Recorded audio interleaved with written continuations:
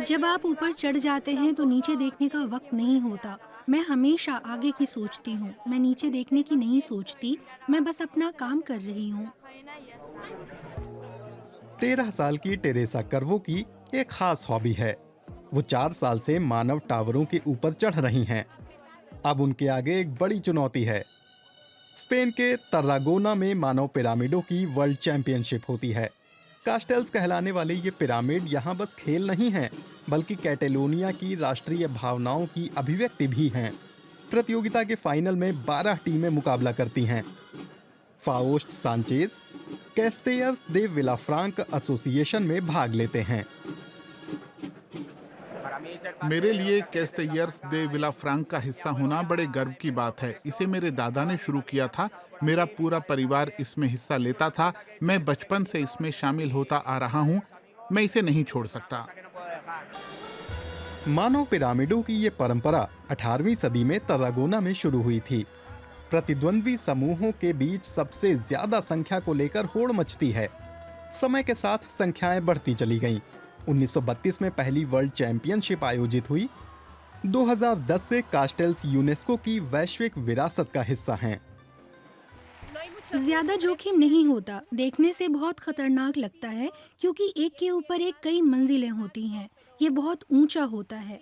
हाँ, कुछ लोगों को गंभीर चोट लग चुकी है, लेकिन हाल के बरसों में कोई बड़ी घटना नहीं हुई है। एवा आसेदो एसोसिएशन के बच्चों को हफ्ते में 3 बार ट्रेनिंग देती हैं।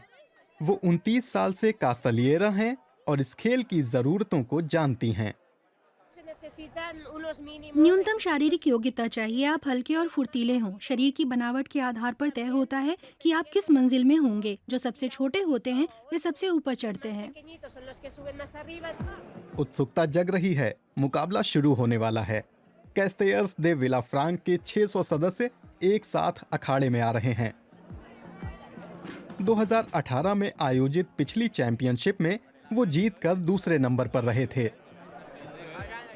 बुनियाद तैयार होने के बाद अब ट्रंक कहलाने वाला ऊपरी हिस्सा बन रहा है।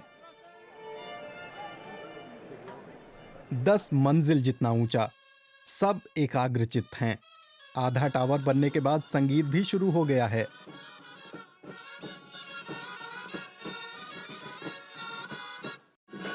आखिरकार एक लड़का सबसे ऊपर चढ़ गया और उसने हाथ से इशारा किया। जज केवल बनावट और संख्या देखकर नंबर नहीं देते हैं, टावर सफाई से तोड़ना भी जरूरी है। 6000 से ज्यादा दर्शक खेल का मजा ले रहे हैं। आखिरकार उन्होंने कर दिखाया। कैस्टेयर्स दे विलाफ्रांक मानव पिरामिड बनाने में वर्ल्ड चैंपियन बन गया है। क्लब के 7 दशक से भी लंबे इतिहास में ऐसा 12वीं बार हुआ है। जब कास्टेल्स की शुरुआत हुई तब किसी ने नहीं सोचा होगा कि ये इतना ऊंचा हो जाएगा। यकीनन हम और ऊंचा जा सकते हैं। मैं बहुत खुश हूँ। हम जीत गए। यहाँ हमने जितनी मेहनत की, जितनी प्रैक्टिस की, सब कामयाब रहा। हम जीत गए। कैटेलोनिया का ये कास्टेल्स बेहद हिम्मत वाले लोगों की परंपरा है।